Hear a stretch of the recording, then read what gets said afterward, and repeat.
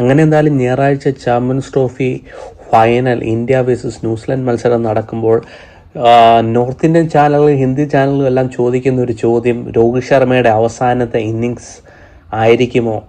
Sharma champions ട്രോഫിയുടെ കൂടെ retire ചെയ്യുമോ, അതോ BCCI രോഹിത് ശർമ്മയെ റിട്ടയർ ചെയ്യാൻ നിർബന്ധിക്കുമോ എന്നാണ് എല്ലാവരും ചോദിക്കുന്ന ഒരു ചോദ്യം. രോഹിത് ശർമ്മയെ സംബന്ധിച്ചിടത്തോളം രോഹിത് ശർമ്മയെ അറിയാവുന്നവർ പറയുന്നത് തൻ്റെ ക്രിക്കറ്റ് ഇനിയും അവശേഷിക്കുന്നുണ്ട്, തനിക്ക് ഇനിയും ക്രിക്കറ്റ് കളിക്കാൻ കഴിയും എന്നുള്ള ഒരു കാര്യമാണ് രോഹിത് ശർമ്മ തൻ്റെ ഫ്രണ്ട്സിനോടും ഒക്കെ പറയുന്നതായിട്ടാണ് മീഡിയ റിപ്പോർട്ട് ചെയ്യുന്നത്. എന്നാൽ രോഹിത് ശർമ്മയെ സംബന്ധിച്ചിടത്തോളം ഞായറാഴ്ച നടക്കുന്ന ഫൈനൽ വളരെ ഇമ്പോർട്ടൻ്റ് ആണ്. ഇന്ത്യയെ സംബന്ധിച്ചിടത്തോളം മറ്റൊരു ICC ടൂർണമെൻറ്റ് 2000 ന്യൂസിലാൻഡിനോട് ഇന്ത്യ പരാജയപ്പെടുന്നു, 2021 ന്യൂസിലാൻഡിനോട് WTCയിൽ പരാജയപ്പെടുന്നു, 2019 ODI വേൾഡ് കപ്പിൽ സെമിയിൽ ന്യൂസിലാൻഡിനോട് പരാജയപ്പെടുന്നു. ICC ടൂർണമെന്റുകൾ നോക്കുകയാണെങ്കിൽ ന്യൂസിലാൻഡിന് എപ്പോഴും ഇന്ത്യയുടെ മുമ്പിൽ ഒരു അപ്പർ ഹാൻഡ് ഉണ്ട്. എന്നാൽ ഇത് തന്നെ ആയിരുന്നാലും രോഹിത് ശർമ്മയെ സംബന്ധിച്ചിടത്തോളം ഈ ഫൈനൽ ജയിച്ചേ മതിയാകത്തുള്ളൂ. ബാറ്റ് കൊണ്ട് വലിയ പെർഫോമൻസ് ഒന്നും കാഴ്ചവെക്കുവാൻ രോഹിത് ശർമ്മയ്ക്ക് ആയില്ല. ബംഗ്ലാദേശിനെതിരെ ഒരു 41 റൺസാണ്, ന്യൂസിലാൻഡിനെതിരെ ഒരു 15 റൺസും ആസ്ട്രേലിയക്കെതിരെ 28 റൺസും മാത്രമാണ് തൻ്റെ ബാറ്റിൽ നിന്ന് പറയുന്നത്. എന്നാൽ ഫൈനലിൽ ഒരു 100 എടുത്ത് അല്ലെങ്കിൽ ഒരു ഇമ്പാക്റ്റ് ഇന്നിങ്സ് കളിച്ച് ടീമിനെ വിജയത്തിലേക്ക് എത്തിക്കാൻ കഴിയുന്ന ഒരു സ്കോറിലേക്ക് രോഹിത് ശർമ്മയ്ക്ക് ടീമിനെ കൊണ്ടു ചെല്ലാൻ കഴിയുമോ എന്നാണ് എല്ലാവരും ഉറ്റുനോക്കുന്നത്. രോഹിത് ശർമ്മ ഒരു 10 ഓവർ കളിച്ചാൽ, രോഹിത് ശർമ്മ ഒരു 15 or 20 ഓവർ കളിച്ചാൽ തീർച്ചയായും ഇന്ത്യക്ക് തന്നെയായിരിക്കും ചാൻസ്. ഇന്ത്യ എങ്ങനെയായാലും 300+ സ്കോർ ചെയ്യാൻ അവിടെ ചാൻസ് ഉണ്ട്. ഇന്ത്യയെ വിജയത്തിലേക്ക് കൊണ്ടുപോകാൻ രോഹിത് ശർമ്മയ്ക്കാകും. എന്നാൽ ഫൈനൽ കളിക്കാൻ കഴിയുമോ എന്നുള്ള കാര്യമാണ് എല്ലാവരും ഉറ്റുനോക്കുന്നത്. കഴിഞ്ഞില്ല എങ്കിൽ BCCI രോഹിത് ശർമ്മയെ നിർബന്ധപൂർവ്വം റിട്ടയർ ചെയ്യുവാൻ പ്രേരിപ്പിക്കുക തന്നെ ചെയ്യും. അല്ലെങ്കിൽ ക്യാപ്റ്റൻസി രോഹിത് ശർമ്മയ്ക്ക് നഷ്ടമാകാനായിരിക്കും ചാൻസ്, ഗില്ലിലേക്ക് ക്യാപ്റ്റൻസി പോകാനായിരിക്കും ചാൻസ്. അല്ല, ഇനി ഹാർദിക് പാണ്ഡ്യ അവർ ക്യാപ്റ്റനായി കാണുന്നുണ്ടോ എന്നും അറിയില്ല. പ്രത്യേകിച്ച് വൈസ് ക്യാപ്റ്റൻസി ഇന്ത്യയെ സംബന്ധിച്ചിടത്തോളം രാഹുൽ വൈസ് ക്യാപ്റ്റൻ ആയിരുന്നിട്ടുണ്ട്, പന്ത് വൈസ് ക്യാപ്റ്റൻ ആയിട്ടുണ്ട്, രഹാന വൈസ് ക്യാപ്റ്റൻ ആയിട്ടുണ്ട്, അങ്ങനെ പല വൈസ് ക്യാപ്റ്റന്മാരെ കണ്ടിട്ടുണ്ട്. എന്നാൽ സഡൻലി നടന്ന 2020 വൈസ് ക്യാപ്റ്റൻ ഹാർദിക് പാണ്ഡ്യ ആയിരുന്നു. എന്നാൽ സഡൻലി അവിടത്തേക്ക് ഒരു സൂര്യകുമാർ യാദവ് എൻട്രി ചെയ്യുന്ന ഒരു കാര്യമാണ് കാഴ്ചവെച്ചത്. എന്നെ സംബന്ധിച്ചോളം ഒരു മെച്യൂറായ ഒരു ക്യാപ്റ്റനാണ് ഹാർദിക് പാണ്ഡ്യ. ഗില്ലിനെ സംബന്ധിച്ചോളം അത്ര എക്സ്പീരിയൻസ് കുറവുണ്ട്. ഗില്ലിനെ സംബന്ധിച്ചോളം ഗില്ലിൻ്റെ ഇത് 3ാമത്തെ ICC ടൂർണമെന്റ് ആണെന്ന് തോന്നുന്നു. 2022 ഗില്ല് കളിച്ചു, 2023 ഗില്ല് കളിച്ചു, 2020 ഗില്ലിന് കളിക്കാൻ കഴിഞ്ഞില്ല. ഇത് ചാമ്പ്യൻസ് ട്രോഫി ഗില്ലിന്റെ 3ാമത്തെ ICC ടൂർണമെന്റ് ആണ്. എന്തു തന്നെയായാലും എൻ്റെ പേഴ്സണൽ ഒപ്പീനിയൻ വെച്ച് ഹാർദിക് പാണ്ഡ്യയ്ക്കായിരിക്കും ചാൻസ്. എന്നാൽ രോഹിത് ശർമ്മയെ സംബന്ധിച്ചോളം ഇമ്പോർട്ടൻ്റ് മത്സരം തന്നെയാണ്. ഇന്ത്യൻ ബാറ്റിംഗ് പരിശോധിക്കുകയാണെങ്കിൽ ഗില്ല് ബംഗ്ലാദേശിനെതിരെ നല്ല പെർഫോമൻസ് കാഴ്ചവെച്ചു. അത് കഴിഞ്ഞ് പാകിസ്ഥാനെതിരെയും ഒരു ഭേദപ്പെട്ട 40+ റൺസ് സ്കോർ ചെയ്യാൻ കഴിഞ്ഞു. എന്നാൽ ന്യൂസിലാൻഡിനെതിരെയും ആസ്ട്രേലിയക്കെതിരെയും ഭേദപ്പെട്ട ഇന്നിങ്സ് കളിക്കാൻ കഴിഞ്ഞില്ല.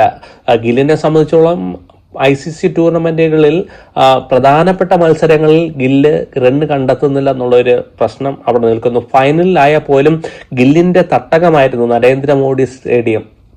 അഹമ്മദാബാദിലെ നരേന്ദ്രമോദി സ്റ്റേഡിയത്തിൽ ഗില്ലിന് സെഞ്ചുറികൾ, IPL-ആയാലും സെഞ്ചുറികളുള്ള ഒരു ഗില്ല് നല്ലൊരു പെർഫോമൻസ് കാഴ്ചവെക്കുമെന്നാണ് നമ്മൾ കരുതിയത്. എന്നാൽ ഗില്ലിന് കാഴ്ചവെക്കാൻ കഴിഞ്ഞില്ല. ഫൈനലിൽ ഗില്ലിനെ സംബന്ധിച്ചോളം നല്ലൊരു പെർഫോമൻസ് കാഴ്ചവെച്ച് ടീമിനെ മുമ്പോട്ട് നടത്താൻ കഴിയട്ടെ. വിരാട് കോഹ്ലി നമുക്ക് എത്രമാത്രം ഡിപ്പെൻഡ് ചെയ്യാൻ കഴിയും. നല്ല ഒരു ഫോമിൽ സീരീസ് നോക്കുകയാണെങ്കിൽ ന്യൂസിലാൻഡിനെതിരെ ഒഴിച്ചു ബാക്കി എല്ലാ സീരീസിലും ഭേദപ്പെട്ട സ്കോർ ചെയ്യാൻ വിരാട് കോഹ്ലിക്കായി. ശ്രേയസ് അയ്യറിനെ സംബന്ധിച്ചിടത്തോളം കോൺട്രാക്റ്റ് ഇല്ല, BCCIയുടെ കോൺട്രാക്റ്റിൽ പോലും ഇല്ലാത്ത പ്ലെയറാണ് ശ്രേയസ് അയ്യർ. എന്നാൽ ശ്രേയസ് അയ്യറിനെ സംബന്ധിച്ചിടത്തോളം പുള്ളി പീക്കിൽ നിൽക്കുന്നതാണ്, തൻ്റെ ഫോമിൻ്റെ പീക്കിൽ നിൽക്കുന്ന ഒരു സാഹചര്യം. എന്നാൽ എല്ലാ കളിയിലും ശ്രേയസ് അയ്യർക്ക് ടീമിനെ ഒരു സേഫ് സോണിലേക്ക് കൊണ്ടുപോകാൻ കഴിയുമെന്നുള്ള കാര്യത്തിലാണ് സംശയം. അപ്പോഴാണ് രോഹിത് ശർമ്മയുടെയും ഗില്ലിൻ്റെയും ഒരു ഭേദപ്പെട്ട ഒരു ഇന്നിങ്സ് ടീമിന് ആവശ്യമാണ് ഫൈനലിൽ. പിന്നെ പരിശോധിക്കുകയാണെങ്കിൽ അക്ഷർ പട്ടേലിനെ സംബന്ധിച്ചിടത്തോളം നല്ലൊരു സീരീസ് ആയിരുന്നു.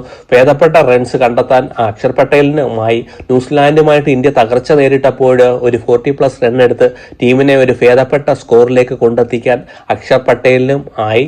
നല്ല അക്ഷർ പട്ടേലിനെ സംബന്ധിച്ചിടത്തോളം മെച്യൂറായ ഒരു ഇന്നിങ്സ് കളിക്കുന്ന ഒരു പ്ലെയറായിട്ട് അക്ഷർ പട്ടേൽ മാറി. രാഹുലിനെ സംബന്ധിച്ചോളം നല്ലൊരു സീരീസ് ആയിരുന്നു. രാഹുലിനെ സംബന്ധിച്ചോളം ഓസ്ട്രേലിയക്കെതിരെ നടന്ന മത്സരത്തിൽ വിരാട് കോഹ്ലിക്ക് വളരെ ടെൻഷൻ ഇല്ലാതെ താൻ അറ്റാക്കിംഗ് ക്രിക്കറ്റ് കളിക്കുകയും വലിയ പ്രഷർ വിരാട് കോഹ്ലി എടുത്തു മാറ്റുകയും ചെയ്തു.